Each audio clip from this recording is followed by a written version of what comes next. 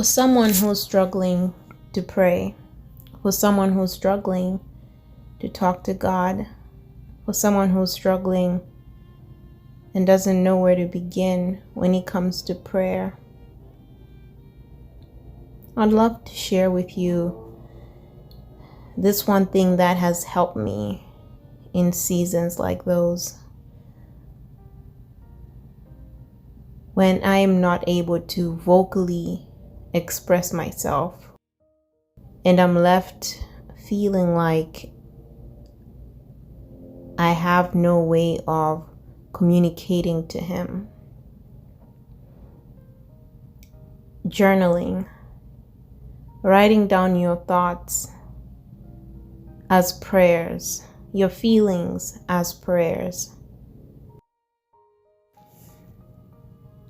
It reminds me of people in the Bible like David and Solomon and Moses, who used poetry as prayers. A lot of the poems that we read in the book of Psalms, written by David, either him complaining to God about how his enemies are pursuing him, or how he is caught up and lost in sin, all these were prayers. Just the same way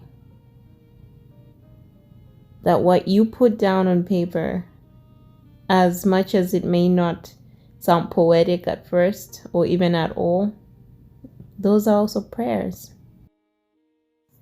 There are a couple of verses that have been a source of strength when it comes to reminding me that despite my feelings of God being far away from me at this time, that is not the reality. That the times that I feel God the furthest away from me is when He is actually close.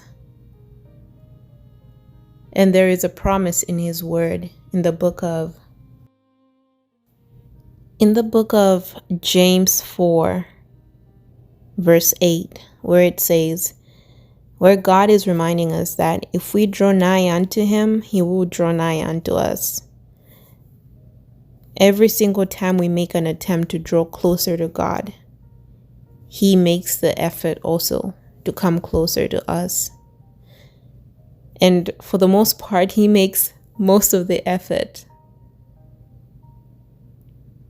So those prayers, those short prayers are not in vain. Those attempts to draw close to Him, even when it feels like right now you can barely pray, they are worth something in His eyes. There is another scripture that I want to share with you guys. In John 6, we have a promise from God that says, whoever goes to God, to Christ, He will in no wise cast out. I think that is such a beautiful and precious promise to keep us and to help us persevere when everything seems dark and when we feel like our prayers are hitting the ceiling or we can barely pray at all. The final verse I want to leave with you is in Isaiah 65, where God is saying, before we call, He will answer. And while we are yet speaking, He will hear.